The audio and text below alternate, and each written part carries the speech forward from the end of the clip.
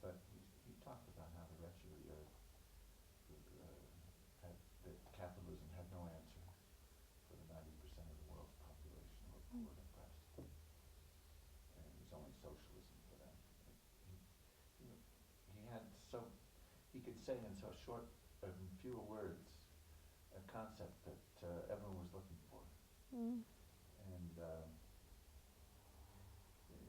did you see him talking about the issue of socialism and what it meant, and what capitalism meant, and how that, and that was the message he had over there, and it just, it electrified the audience with people from all over the world. I think the first time I heard him talk about socialism, it was in Lusaka, actually. Because I got recruited into the party. This was the days when you got recruited and not joining in Angola. And we used to have these cells and have discussions. And you wouldn't actually, at the theoretical level, yes, you kind of understand the theory, as we had all the time to read and had classes and stuff like that. But not to feel it, because it's something else to feel it, to actually internalize it.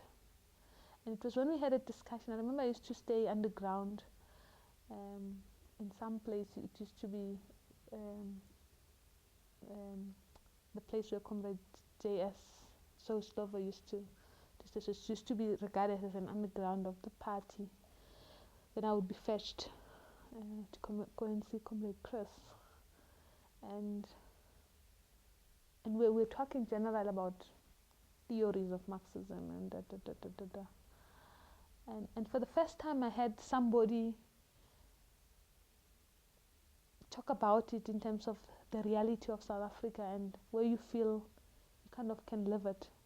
You kind of feel it. It's not like some nice theory that you go through classes about. And where you for the first time get convinced that there isn't any other solution to the problems in South Africa.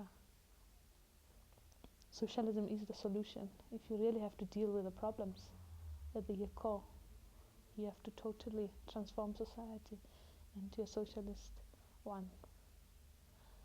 And there's a comrade that we're with, Lumka. She was also a member of the party. And I remember after we've left Comrade Chris, we kind of continued the debate about it to say, actually today I feel like a real communist, not a theoretical communist.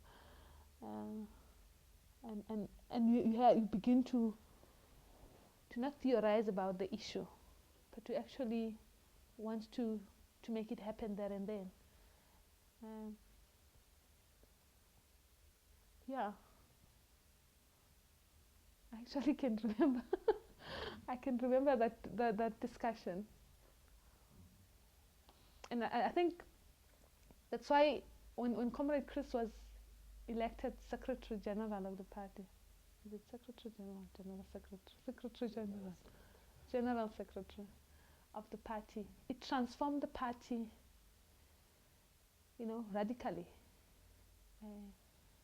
You didn't have people just joining. When the party was unbanned, there was a whole excitement about joining the party.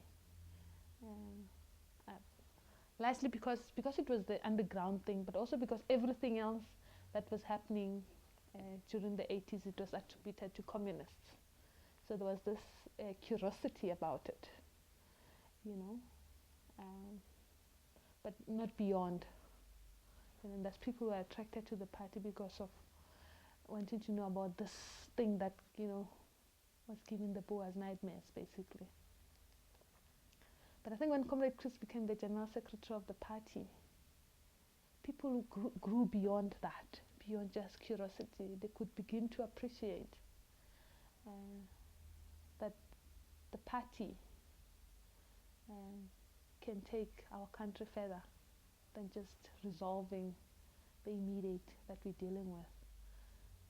It can totally transform society, and you still have people. Over the weekend, I was in the East Rand, and particularly the East Rand.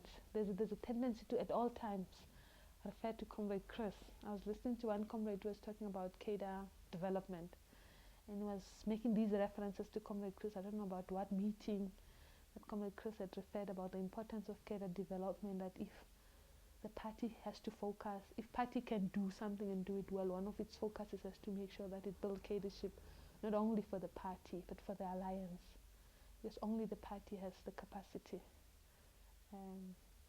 to do that, and it's one of its historical missions to actually build cadreship. I can't remember reading anywhere about that, but this comrade was making some reference to some meeting that Comrade Chris had made that kind of a statement.